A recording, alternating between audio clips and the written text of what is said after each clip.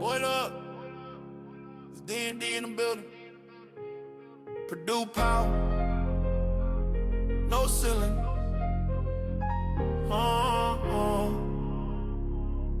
Yeah. Double D back, that's Derek and Dalton. Talking gold blood, Mackie Ben Moulton. Black and gold dreams, banners we folding. Paint crew loud, every rim gets swollen. Stats so clean, you think it's a scheme. History books get Purdue screen. From humble to E-Day, legends on replay. We run through Mars like it's just another weekday. Double the energy, talking that legacy. Boiler boys cooking, no recipe. Microphone magic, rivalry static. We breaking it down, keep it cinematic. You want the heat, better tune in fast. Hello, welcome back to the Double D Podcast. My name is Derek, and as always, this is my co-host, Dalton. We are going to just be recapping the Purdue and Oregon game. Purdue survives in one of the single most disappointing victories I've ever experienced as a Purdue fan in 18 years of really following this team. And it was the least happy I think I've ever been after a win. Just to be quite frank, I didn't think we deserved to win. I think that we should have lost. And outside of Oregon just completely going cold in the last 5 or 6 minutes in a heroic shot from Fletcher Loyer on a broken play, Purdue would have lost this game. So we'll talk all about it. But just what were your initial thoughts, Dalton, on this Super Bowl Sunday? And what are your vibes right now? Well, my vibes are terrible right now.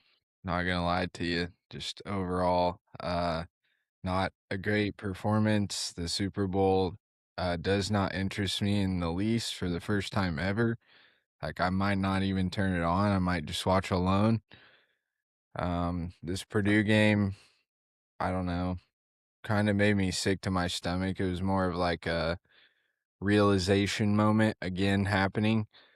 Like, this team probably isn't what I expected. I won't speak for anybody else, but I think the real true colors are starting to show through of what this team actually is, unless I wouldn't say a miracle, but like it's gonna take a lot of changes.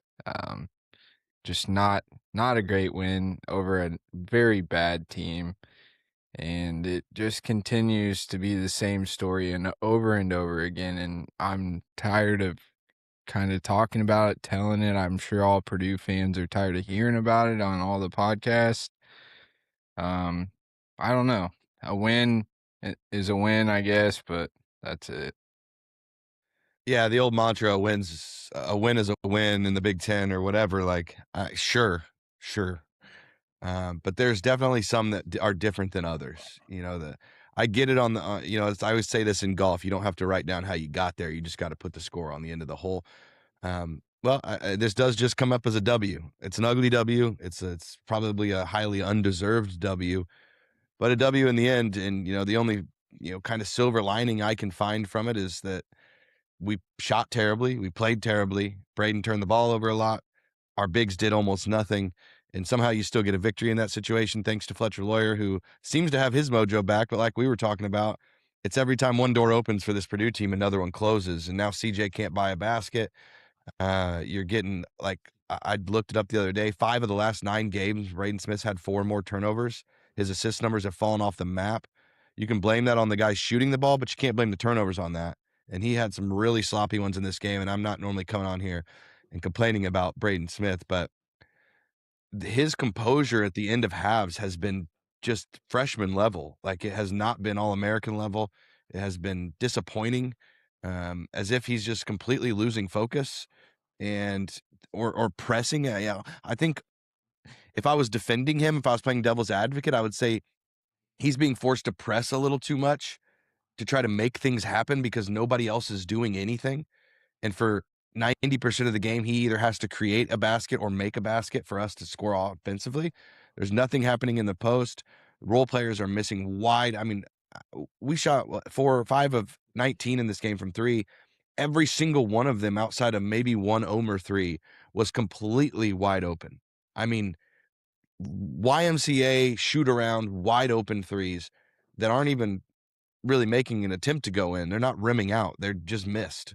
And when that happens and you're the point guard and you kind of make something go on, sometimes you do push and you put yourself in bad spots. You make lazy passes, or you make passes that you're trying to fit it in a window that it's just not going to fit in. And I think that was kind of the story of this game on all levels, trying to fit a square peg into a circle with running these two big lineups that, I mean, it's pretty obvious it ain't freaking working. Running this switch everything, it's not working. We'll get into all this stuff individually. Like, I don't even know that we need to go through stats. We can just hit big picture stuff. But in the end, like I said, we did win the game. But this is on the doorstep of a 5-game stretch this is not going to win you any 5 of those games. You will go 0-5. You go to Nebraska, followed quickly by 2 Iowa, followed by home against Michigan and Michigan State with your rival in between those. Like, this is not for the weak. This is the hardest stretch Purdue has played all year, probably the hardest stretch they've played in a couple of years. And this level of basketball is just not going to get it done. I mean, what are your thoughts? We'll start here just on what you've seen from the rotations. Like, I'm not saying that they've been necessarily like specifically bad. It's just, it's pretty obvious that Painter refuses to go to the small ball lineup again, which is crazy because he went to it all of last year. And it feels like that's the only time that we get anything going offensively. Yeah, our most frequent lineups over the last 5 games include 2 big sets at every stint. So the top 5 used lineups in the past 5 games, 4 of them include 2 bigs. With the defensive scheme that we're playing, a switch or a high hedge, which we played every game except for Maryland, where we dropped. And I think we all witnessed what this team is capable of when we play drop. You can run a 2 big set when you play drop. You don't have to switch everything off, and you don't leave Oscar Clough out on the 3-point line. I mean, I've talked about I feel like I'm beating a dead horse every time I talk about this team now. I don't understand how the coaching staff doesn't see what we see. Yeah. Like, we're just 2 guys that watch Purdue ball and like try to come up with plans of how things can improve. And I mean, you shoot 27% from 3 at home on wide open looks. Like, the lineup thing is just not working. We're not going inside out. What's the point of playing 2 bigs? Yeah, that's what I kept saying to you yesterday. Like, if you're going to play 2 bigs, there's a few reasons for that. You dominate the paint and you dominate the defensive and offensive rebounding numbers, and you don't allow shots at the rim. And none of those things are happening. So why are you trying to continuously run a lineup designed to do one thing that is not happening? When you know what, if we're not going to out rebound teams on like crazy, if we're not going to dominate inside the paint, what is the point of having 2 bigs in the game? Like, no matter what you say, it's a minus defensively. And like, you can't, like you were mentioning on the drop coverage, you can run drop coverage with 2 bigs and then rebound everything. We did it with Edey for years. You run, and we actually didn't even really run 2 bigs with Edey. We had Mason Gillis playing with him. But the point is, if you have a big that's that dominant from a interior paint presence, like Clough and like DJ both can be, then you need to leave them free throw line extended or below. There's no reason they should ever go on the perimeter, because guess what? When a team tries to run a pick on a big and the big's not at the 3-point line, there's no pick to be had. You're going to go set a pick at the free throw line? Good job. Congratulations. That big's just going to stand there and go, well, all right, go ahead. Pick me all you want. I'm going to stay right here.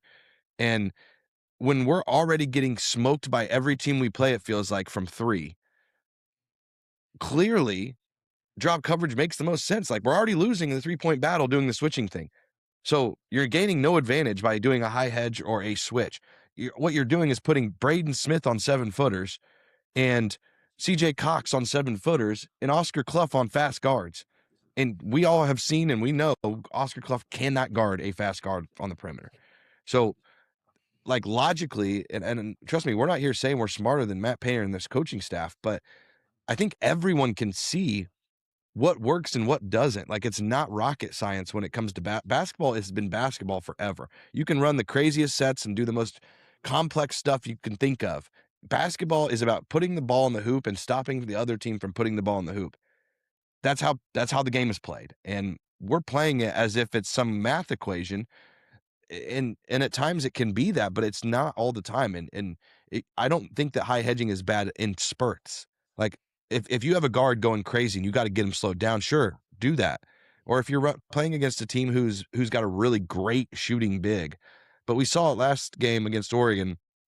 Nate Biddle went 1 for 8 from 3, yet we're guarding him like he's 100%. I just don't get it.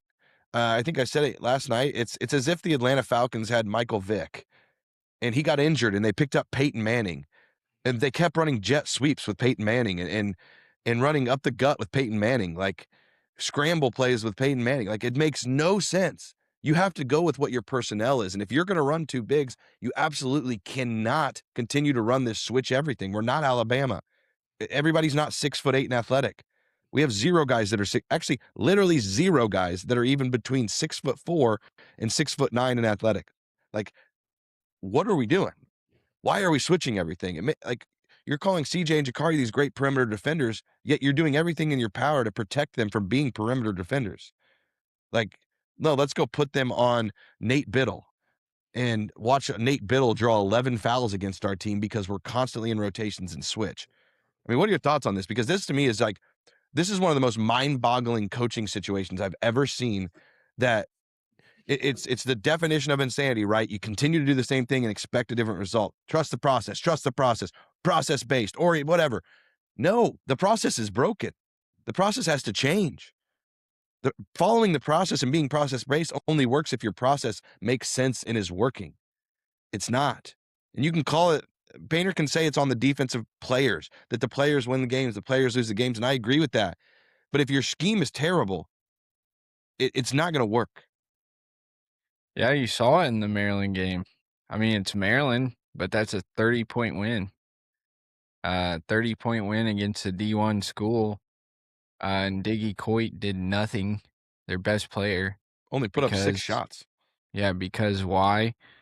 Because there wasn't those switches. Because he didn't have a 7-foot guy guarding him. These guards now are so good that you put a 7-footer on them. And it's not just Braden that's going to take advantage of that. These guys all know that now. They have access to all the data we have, and other coaching staffs have that.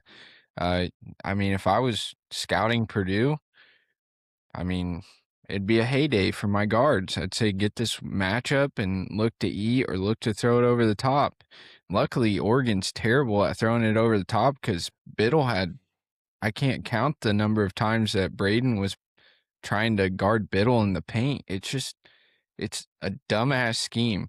I wouldn't run it with 5th graders. Like, get on your man. You don't ever lose him. Like, you move your feet, you go side to side. It's fundamental basics at this point. Switching everything creates lazy defense. Then you have miscommunications all over the place. Then Jack Benner hits a 3. He gets pulled.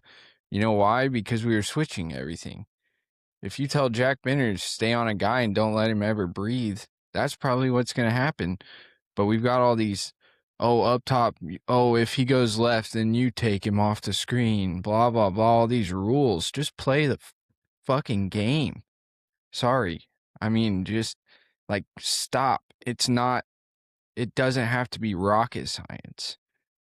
Just play the game. Man up, stay in front of your guy, run him into the bigs, who should be sitting down on the block somewhere waiting to just take the ball from them or take their soul. But yet here we are. Every time Clough gets in, he gets 4 minutes because somebody pulls him out. And it's just, I don't know. It's just ridiculous, man. I don't understand how you watch film so much. You scheme, you plan, and you can't look back on a 30-point win at Maryland and say, look, wonder what worked from this game. I wonder what's not been working in the last, 5, 6, 7 games.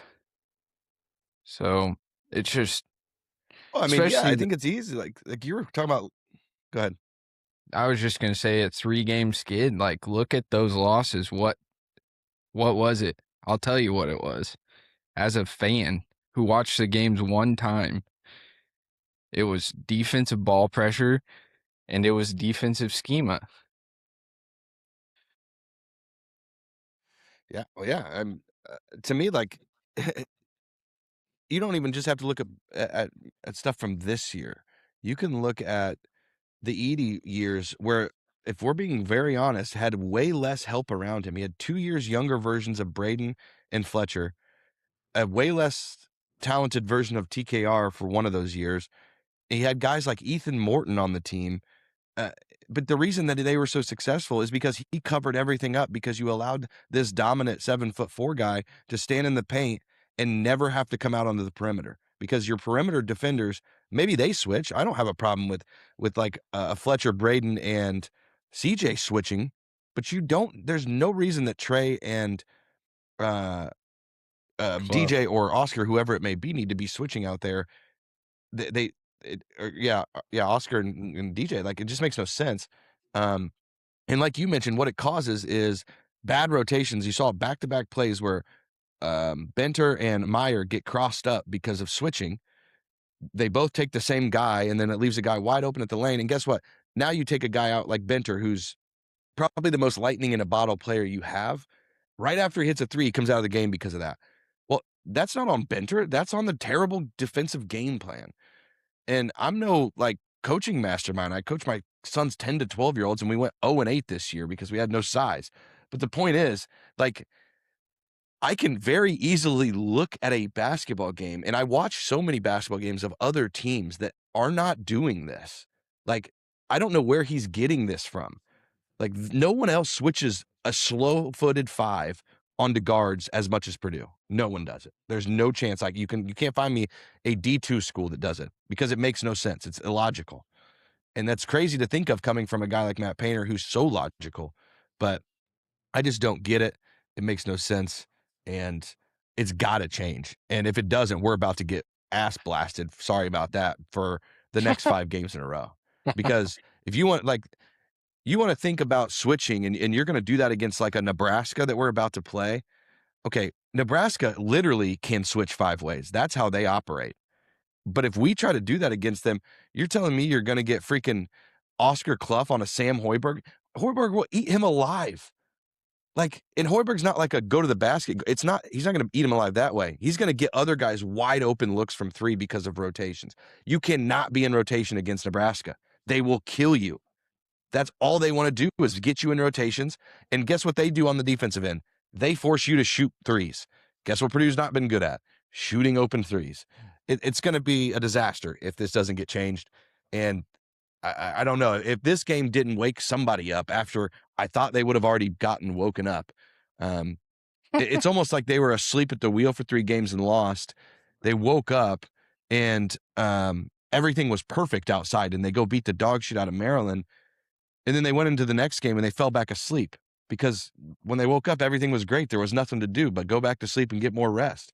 Like, you got to play the games like they all matter. And we're not doing that right now. And I did want to bring this up to you because this is another overarching point I've been noticing. We are terrible at finishing both halves, especially the first half, but also the second half. I looked today just because I was curious. I was like, where is Nebraska really good? They're really good in the quarter 2. Like, if Kimpom breaks this down by quarters, if you go look through, most of their quarter 2s are 22-11, 28-15. Like, they dominate the last 10 minutes of the first half against a Purdue team who gets dominated. So if you want to look at one specific thing in the upcoming game, and we're going to do a preview on that, obviously, but you look at that last 10 minutes of the first quarter or first half, because if Purdue gets, if what's happened for the last month continues, Purdue's going to get completely destroyed in that last 10 minutes. Do you see anything that's causing Purdue to do that? Is this just like a lack of focus? Is this like rotations? We have the wrong guys in the game? Like, I know that's usually when Braden comes out for a few minutes. Like, do you see anything there? Yeah, it's the lineup changes. Towards the end, at the middle of the what we call quarter 2, quarter 4, is when the letdowns usually happen. It's like I think we need to, like, we've got 9 players playing right now, and I think we might need to tighten that to 7. Yeah. Like, I hate to do it, like, just I don't know.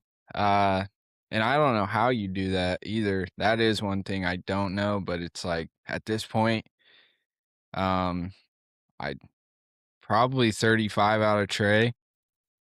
All the seniors, I don't know how you can, but honestly, they're losing focus too.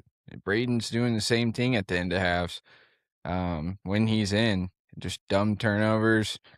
I don't know what the answer is, man.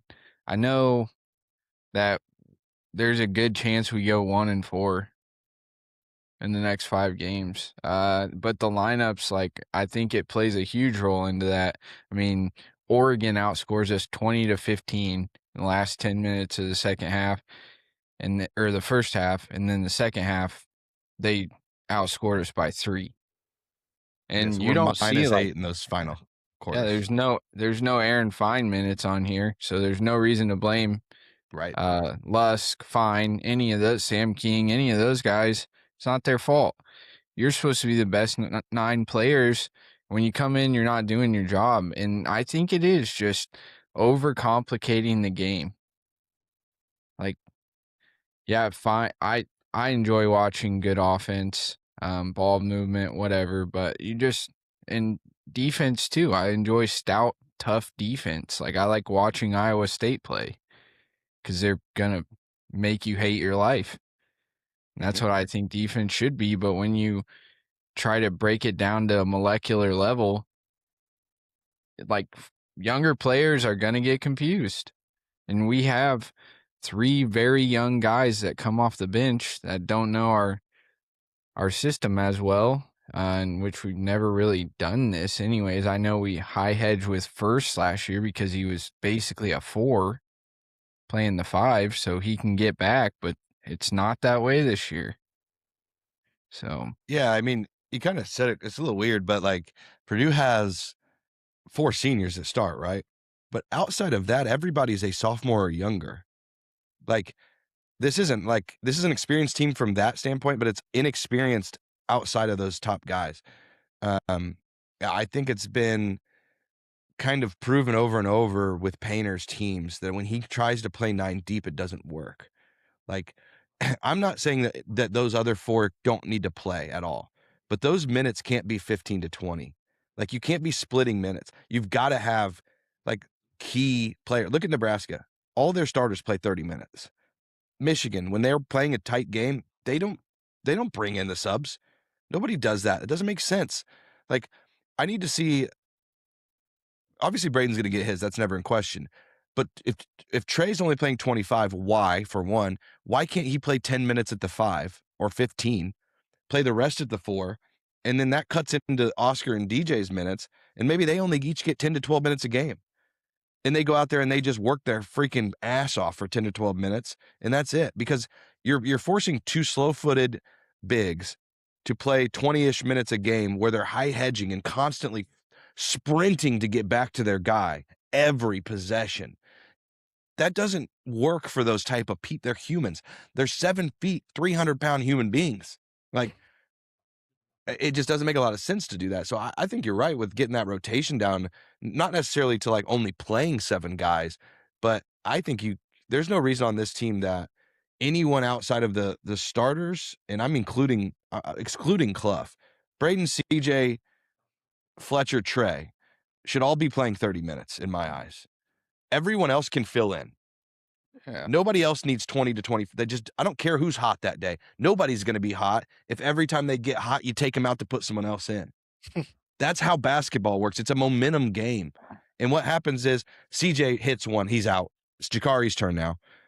Nope, that's not how it works. Benter hits one, he's out. Omer hits one, he's out. The only guys that actually get to stay in the game are Fletcher, Braden, and Trey. And guess what? Those are the only guys that ever get going. That's how it works. The only time CJ has great games is when he plays 28 to 32 minutes. Yeah. You got to give guys the opportunity to fail and overcome. They can't just fail and immediately be yanked. And Painter's always had a history of doing that. And this isn't a hate Painter podcast or episode even. It's just there's got to be some reevaluation. There's got to be some coming to Jesus moments about what we're doing here, because I'm sorry, you can look at the season, and I know everybody's got their own guy they're a big fan of. I'm a big Bencher guy. You're a big Jakari guy. But if I look through Jakari, Jack, and Omer, none of them are bringing enough to the table to cut into any of those top 4 guys' minutes. They're just not.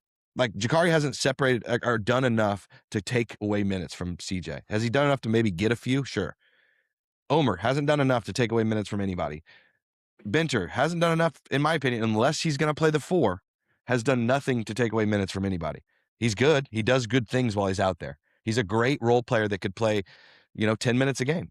But in these games where he's being forced to play 15 minutes at the 4, I'm fine with that if that means we're playing 10, 12 minutes with TKR at the 5, but we're not. We're not doing that at all. And I just don't get it. Yeah, I don't. My thing is, if you're going to run the 2 big, Oscar Clough, yesterday you saw what happens when he doesn't get to play through things. And it's happened, I don't know, a couple games in a row. He's number 2 in offensive efficiency rating in the country. Number 4 in offensive rebounding percentage.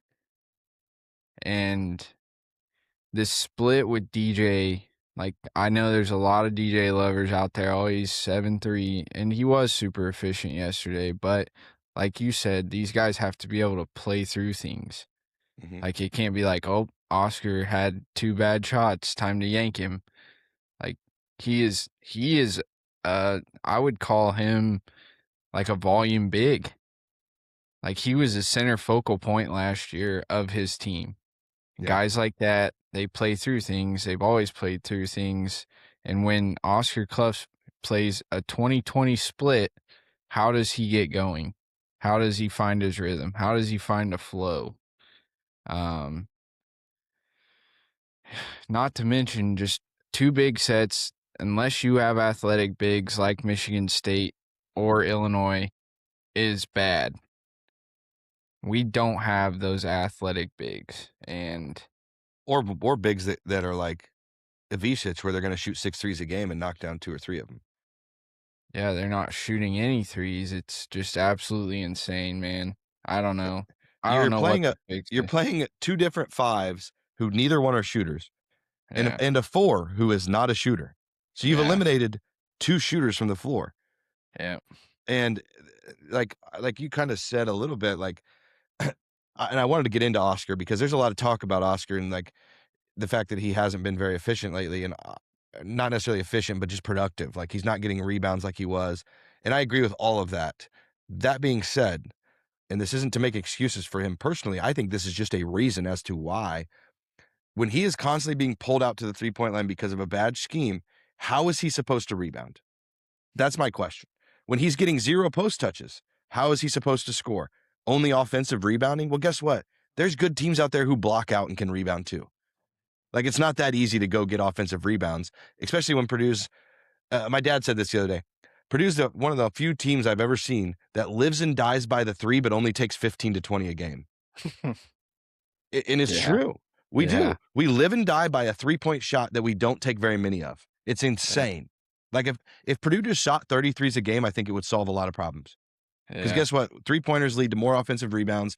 3-pointers are a high sway thing in basketball. So you might be 5 for 19 like we were, but 6 of your next 8 might go in. So if you would have just shot 8 more threes, your percentage now is almost 40% instead of 27.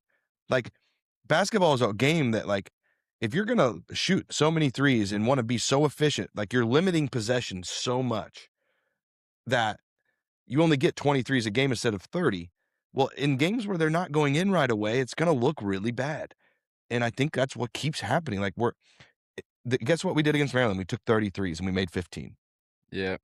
To me, there's a couple things that this Purdue team can do very quickly to, 1, help Oscar Clough, specifically if we're talking about him and our bigs, and 2, win more basketball games by a better margin.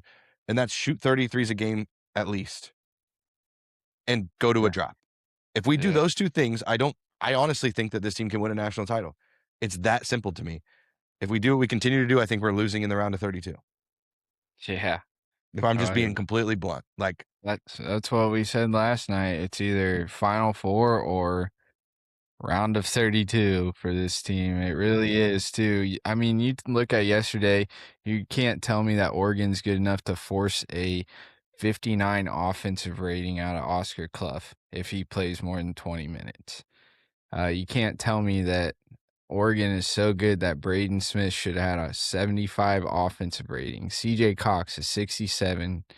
You know, CJ's shooting is off, but you got to let him shoot through it or it's going to be a long spell. Like, yeah, it's he was got to taking come back. when he was on, he was 10 shots a game. Now he's down Yeah. to 3, 4. 4. Yeah. Yeah, I mean, that's Just what a like you can't do bummer. that. Yeah. It's a real bummer, man. It's like then you see Jack hit one, and because of their crazy defensive bull crap, he gets yanked. But guess who didn't get yanked? Omer, who was also part of that switch. Like, okay, Omer didn't hit any threes yesterday. He had one mid-range shot. It's just there's a lot of glaring issues with this team, and I don't know. I don't think we need to do a stat breakdown on this game. I think everyone saw the same thing.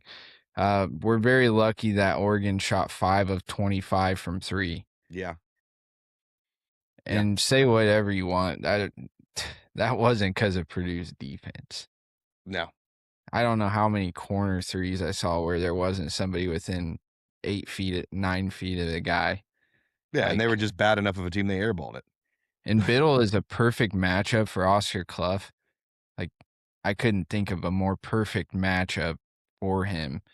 And, you know, Biddle, he takes 1 of 8 from 3, and we were treating him like he was Jefferson or Momcilovic shooting threes out there. I'm like, what? Like, you might have seen Edey come out and put a hand up, like you said, from the free throw line against good shooters like Wisconsin had a couple of good if they're big shooting, guess what? He can't rebound the ball. Right. So it should be a guaranteed, like, say he shoots 40%. Okay, so if he shoots 10, that's 6 out of 10 empty possessions. Right. So out of 10 possessions, he hits 4. That's 12. That's 1.2 points per possession. That's not super efficient. Yeah. Like, that's good. That's good. That's decent.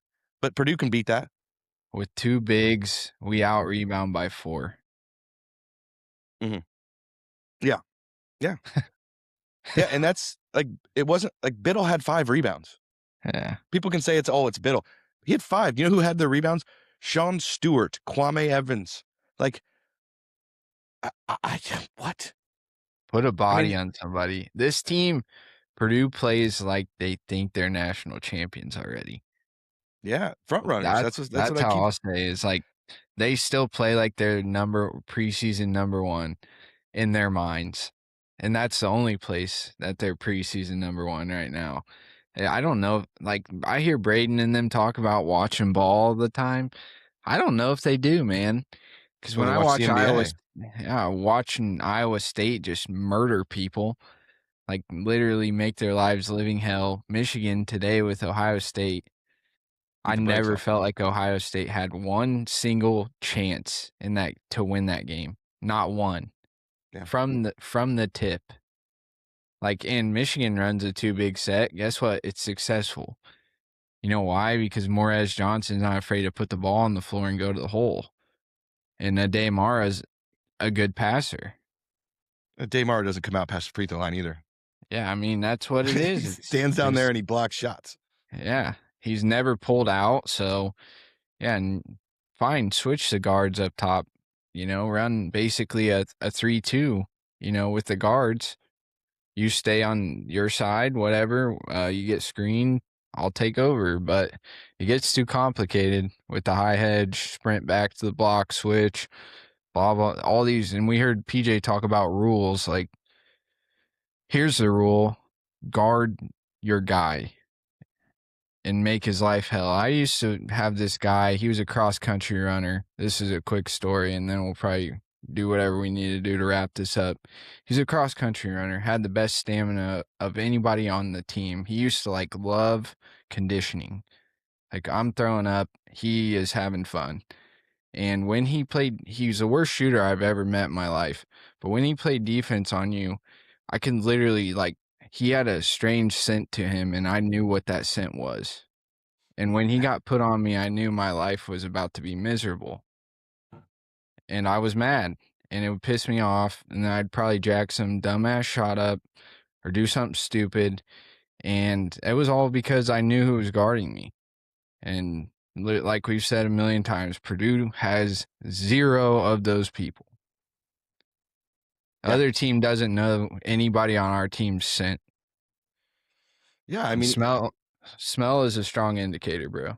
Our best perimeter defender, CJ, it's so easy for other teams to just go, well, we'll just get him off of our guy. Right. It's one pick and he's off. Like, it's crazy to me. Like one screen. Like Chris Kramer, I wish we could interview Chris Kramer and ask him, like, what would you do if you got a screen set on you against their best player? And he would tell you, I'd get the fuck through that screen. Remember Kobe in that yeah, the national game or whatever on the USA team? Oh yeah, and he just plowed that dude. Al Gasol, it was his teammate. It was his teammate, yeah.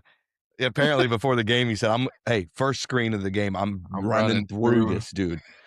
I'm setting a tone. But that's the thing, Purdue, that's probably a good call. Purdue has 0 tone setters. Yeah. Last year, the year before last, we had Mason Gillis. He would come set the tone.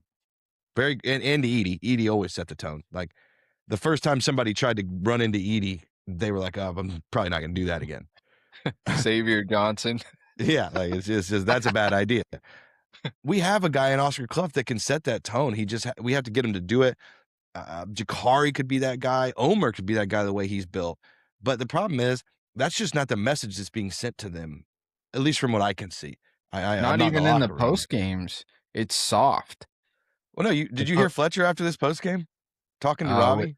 Yeah, we got to be better. We've heard that 4 games in a row. But the thing is, he says that he's clearly pissed. And then Painter gets on there, and Painter's like, oh, yeah, it's good to come out with a victory. I'm like, come on, man. How about you get on there, Painter, and you say, my team played like dog shit. We're not going to win another game this year if we don't stop playing like this. And they're going to run in practice tomorrow until they figure that out.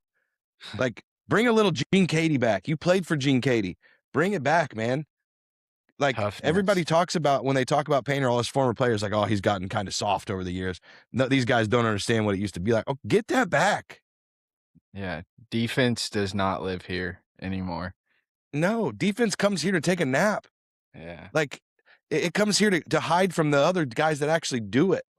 Like, I don't know.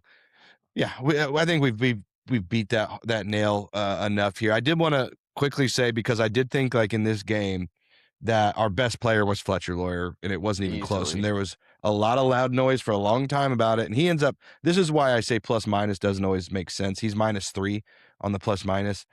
That's because Fletcher plays a lot of minutes with the backups when they're in the game.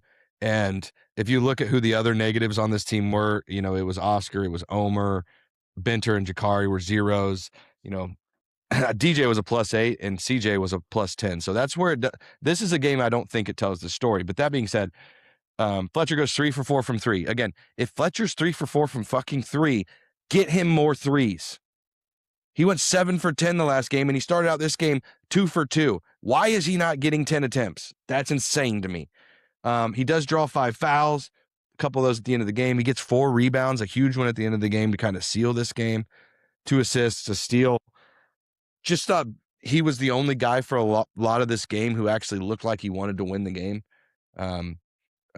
Trey at times looked that way, where he was really aggressive, rebounding, passing. There was a point where he had 5, 4, and 4, like with 8 minutes to go in the first half. The problem with Trey is the guy's not getting enough touches. I mean, he gets 8 shot attempts in a game where the guy guarding him shouldn't have been able to stop him.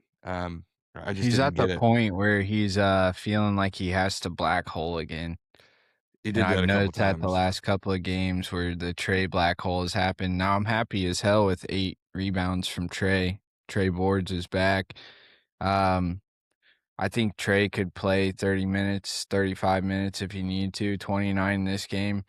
I think it might be necessary going forward, 35 minutes a game, but obviously I'm not making those calls. He did have 4 assists, so that's pretty intense for Trey. I mean, yeah, for him, he should be the focal point of the offense.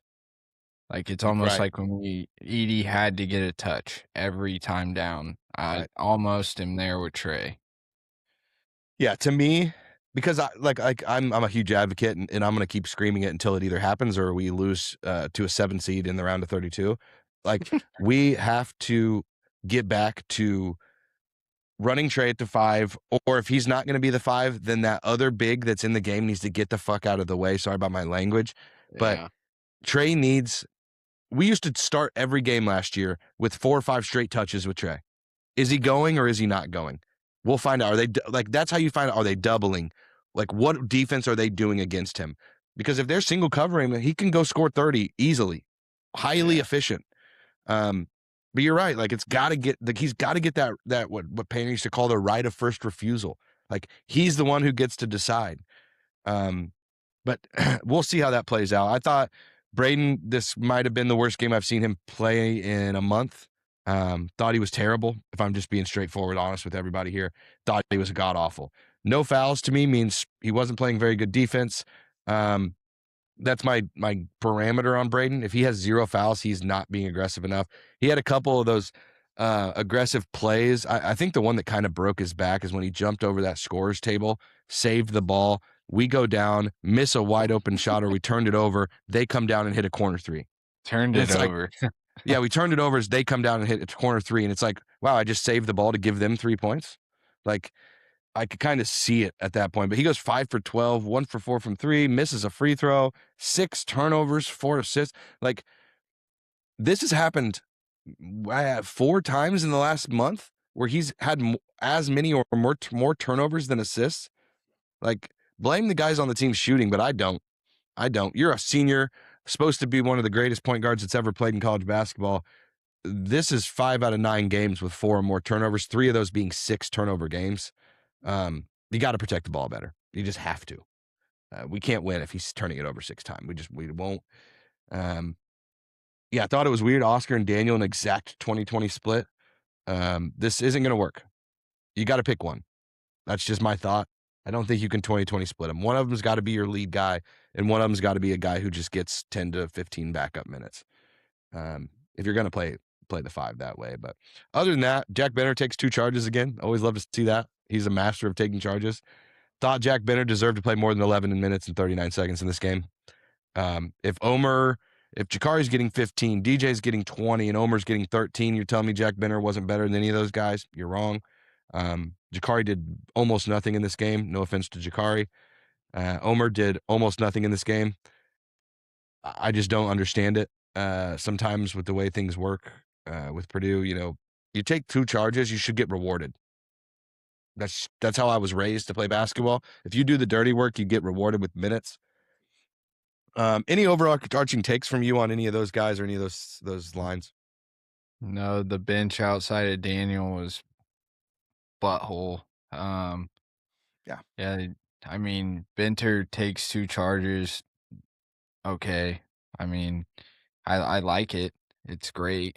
But if you don't utilize him in a game more than 12 minutes when he steps out and strokes 1 and 2 threes, outside of Fletcher, our best 3-point shooter of the game, you live and die by the 3 and you yank him after he sinks one. So thought that was crazy. Yeah, let's see. 3rd highest offensive rating on the floor, and outside of Daniel with a 205, just a stupid efficient game. 4 rebounds in 20 minutes for a 7'4" guy. I guess there was only 4 misses in that 20-minute stretch he was on the floor, or that's the way it should be. But I don't know. Expectations keep getting lower. Yeah, that's kind of what my next question was, because we're going to do the Nebraska preview after this and try to do it hopefully with a little bit more positivity, because we've got to try to my only belief to start that preview off, I'm going to basically say I'm going to do this under the assumption that Purdue has a switch that they're able to turn on, because right now that's the only explanation I have. So The last thing I wanted to hit on, just a couple of the team stats that I thought were really telling about what happened in this game. Purdue has 17 total turnovers. So it's kind of weird when you look at turnovers. So a few of those are team turnovers or charges, things that aren't accounted to one person. So 17 turnovers against Oregon, who, if you watched a preview, is one of the worst teams in America at turning people over. So most of those were probably just Purdue being bad. We lose in the paint. Okay. In a game where Biddle, what did he go from inside the paint? He shot 6 of 14. So he only made 5 field goals in the paint. We lose the paint battle. We only score 9 second chance points against a team that's not a good rebounding team. We only score 7 fast break points. Like, where are the points coming from if you can't get points in the paint, second chance points, or fast break points, and you're turning the ball over? Like, it's like the ultimate recipe for disaster. Every time Purdue got a lead in this game that felt like, okay, here, we were up 9 with 8 minutes left in this game in the first half. And what do? We let them right back in the game. It happened over and over in this game. We'd get it to 6, we'd get it to 8, boom, we let them right back in. Good times. It was disturbing. Yeah. So anyway, if we say all that to say Purdue won the game, it is what it is. I'll pick my MVP, and I think the obvious one's Fletcher. So I'll go somebody else and say Daniel Jacobson probably. Thought he was good while he was in. Thought again, another game where we don't decide on a big, so neither of them look very productive. Like, yeah. He has a great game, but he only gets 9 points and 4 rebounds because he only plays 20 minutes. I think if he played 30, he would have had 15 and 8. But that's not how we're going to do it, so that's what it is. So that's my player of the game. Thought he looked good out there. Finished through contact once or twice, which was nice to see. He didn't look unplayable like sometimes he does. Yeah, I'm going to go with Fletch, not based on shooting or points. So I'm not going to take the easy one. I'm going to go with Fletch based on 4 rebounds, which was more than Oscar Clough had, the same amount as DJ had. He got only out-rebounded by Trey Kaufman-Rin. Led our team in fouls drawn, too. Yeah, and he also, his assist-to-turnover ratio was higher than Braden's. It's a straight-up 1. So that's why I'm going with. I expect Fletcher to shoot. That's your job. Yeah.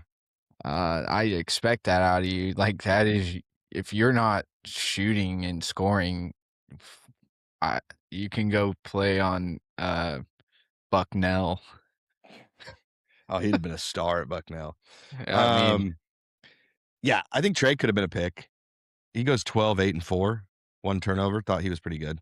But there was no valuable plays in this game. The only thing that won this game for Purdue was Oregon not being any better than they are.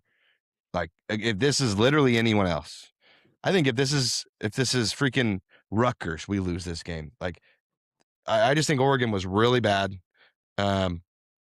The only thing that they had going for him was Biddle drew 11 fouls and he lived at the free throw line.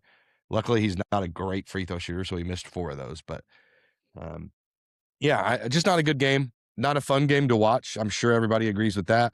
I was in the Discord and there was not a single happy person in there, even after we won. A couple people like finally I could breathe, but we were sitting at my house watching this game, waiting to go to Indianapolis, and I just was sitting on my couch bitching, and not talking to anybody other than myself. Like, just completely mad. We kind of went through it on the way down or the way back from. I was on the way back from Indy. We kind of vented it out a little bit, and that helped. But I just can't see this again. Like, if I see another performance like this just to me is a team that doesn't want it. And if you don't want it, neither do I. Like, if you're gonna, like, if that's their whole plan all year, we're gonna wait till March and then we're gonna start playing basketball. Fine, but let me know, because I don't want to keep watching like it matters if it doesn't. Yeah. So that's where I'm at. I give this game an F. This is an F performance from Purdue. You get a win with an F performance. That's still something. That accounts for something. But this performance will be 0-5 in our next 5 games. So it's something's got to give. And yeah. Anyway, we appreciate everybody who's watched. If you went through this far of our rant session, one, I'm sorry for you, and two, I'm not. you I'll know, apologize for fucking nothing. yeah, you're probably a glutton like we are anyway. So don't be mad at us. Be mad at Purdue. This was an ugly performance, and it's got to change. Something's got to give. Something schematically has to change. But we do appreciate everybody who does watch and listen to us. Hit the like button. Hit the subscribe button. We'll have our Nebraska preview out Sunday night, and our top 25 will be out Sunday night or Monday morning as well. So busy schedule coming up. I think we got 4 games in the next week and a half, something like that, and they're all big ones. So keep your eye out for the previews, the recaps. We were going to do a podcast. We mentioned it on Friday, but had some issues come up, so we couldn't get it done. But we will try to get something like that going around the horn style at some point. Anything final for him, Dalton? Nope. Just go straight from this video to the Nebraska one if you're still watching. I'll try to be less critical. I can't promise that, but yeah, just go right into the next one. We appreciate you guys. We'll talk to you on the Nebraska preview. Peace out. See ya later.